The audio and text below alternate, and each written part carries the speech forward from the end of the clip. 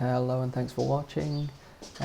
So this studio session, or this video over a couple of days studio time, is going to be how I progress the end of this feather, which is kind of the focal point. So at the moment it's just blocked in, which I just put the tones over my sketch. So the tones aren't that accurate, they're just to maintain the integrity of the drawing and keep the form as they are, and then what I want to do is obviously now start going over and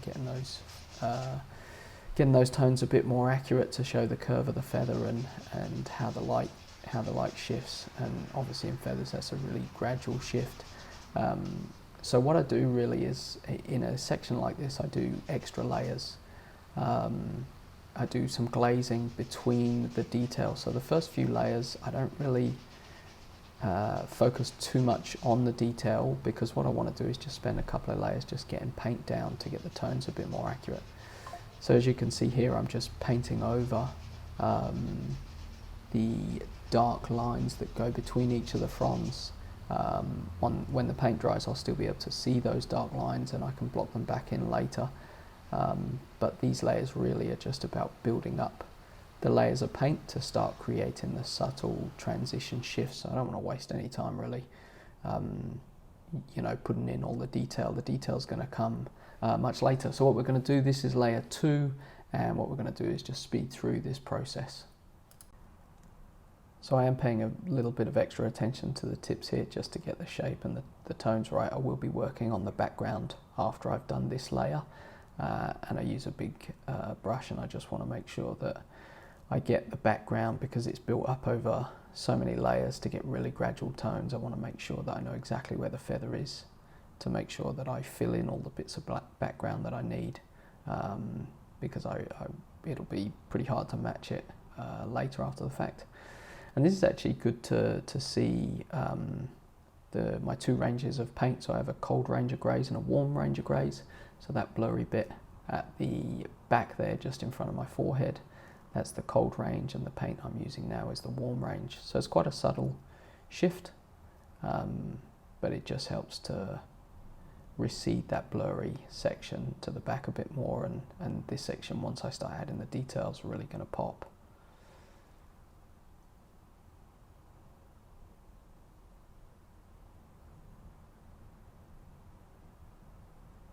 And so that's the second layer just about done here. Alright, so once that's done, I'm just going to whiz over this and pop in those lines back over the top.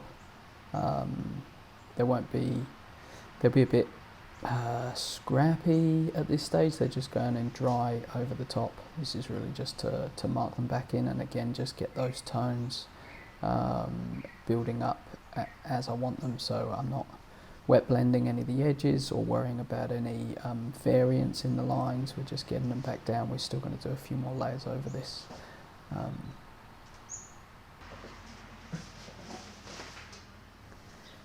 And this is kind of what it looks like, which pretty much looks worse, but there is method to my madness. As I mentioned, we're still going to do more layers over this. The thing with the light paint is that it lets so much more light through, and to create complexity in the tones, to trick the eye into thinking that it's infinitely complex and so therefore must be a photo, that is done with layers. And so we're still going to do another layer over the top of this, so there's just no point in wasting time with being too detailed. It's just the structure, the base structure of tones underneath, and we're going to do pretty much the same process again over the top. And before we go ahead and do that, I am just going to use these two brushes here to finish the background on the left hand side. They're nice and soft to get me some nice soft blends. I do the background in stages throughout the work.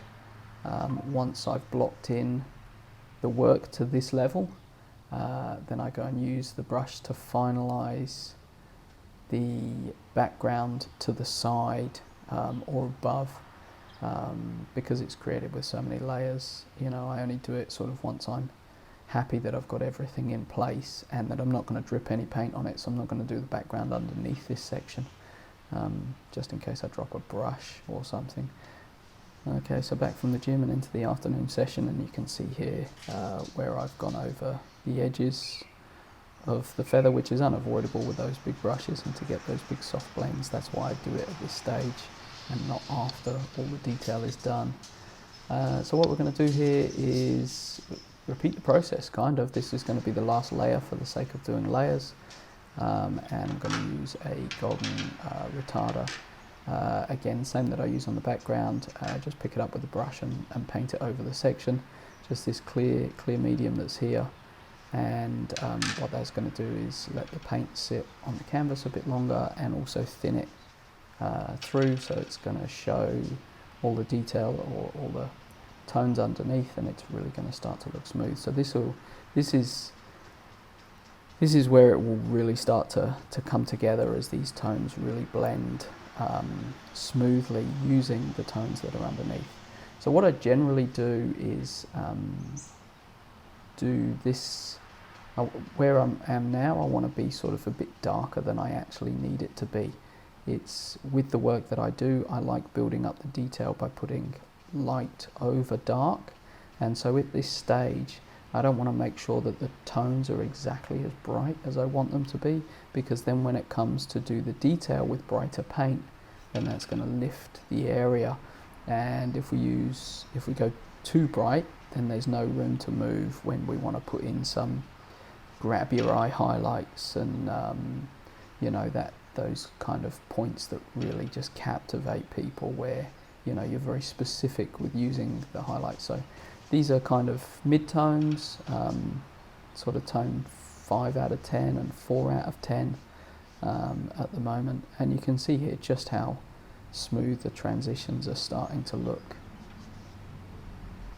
I'm actually using quite a few different reference photos for this image, which is why some of those lines changed in the previous section, because the image I took without the water droplet on it, you can see that bow in the feather with the weight of the water droplet. Well, that bow wasn't there, so those lines were going up at a different angle. So when I was referencing as I was sketching out, so I've had to sort of correct those and line those up with the different images. But this darker tone that I'm just putting down now, near the water droplet, that isn't there on the reference image, but that water droplet is going to cast a highlight off to the bottom right, which you can see on the section I'm not working on, but it also casts a little bit of a one to the top left. So I've just put in a bit of a darker tone there, just so I've got room to cast a highlight into that. And this is, you know, sort of coming to the end of this layer now, and you can see exactly what the benefit of doing those layers were, and how that's really starting to feel like a solid form with a curve in it, and now we've got all the detail work to go. So the interesting thing about this section is, even though it is the main focal point, or certainly where the water droplet is just below, there is actually a lot of out of focus stuff in here. So the detail and the blur transition quite quickly and quite sharply. So a lot of these, there's a lot of softness around the points here. There's only a few of them that are in focus, or fully in focus, and so I'm hoping that's really going to draw a lot of attention. These are hopefully going to look quite striking just to come into focus. So you can see already I've got the brighter tip, and then we're just reducing the tone as soon as you get away from the tip there and just start to use that softer brush. So like just here, this tip is ever so slightly out of focus, so I'm just putting a darker tone down first before I put the highlight in, or the main tone of the front. And as I've talked about many times, I dry the brush off with a piece of paper towel and then go around the edge and just dab it, especially when you've got the two tones here. I just dab them together, and it just softens it just enough that it doesn't look as sharp as the other tips. And so I'm going to work the whole section like this, doing the sharp bits how I've just done those tips, and the blurry bits how I'm about to work this section here. Hold a brush, soft blends, no sharp lines, keeping the tones, keeping the tones not too contrasted. So this, I do want this to be bright. It is catching the light as it's, being bent and it's leaning forwards. So it is catching the light a lot. So it's the shadows that I'll keep a little muted, so it's doesn't stand out at all. And that's how I'll work the whole section, and then I'll sort of fast forward to where it's done, or cut to when I finished it, and you can see how the final thing looks.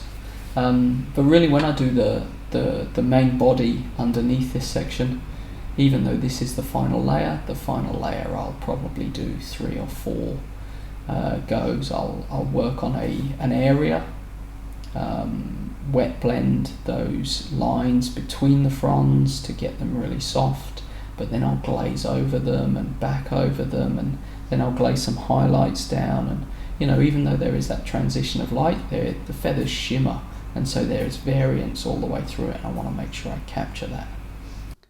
And so this is how it ended up. I'd love to hear what you think in the comments. This feather pushes the macro boundary a bit more than any of my other works, and often what I've found with the water droplets, especially when you're shooting macro, if the edge of the water droplet is in focus, then the content within, which is being magnified, is not in focus. And in this one I really wanted to magnify that focus, so that's why the edge of the water droplet is soft. If you enjoy my content, please feel free to head over to my website, chrissummer.com.au, and subscribe to my newsletter.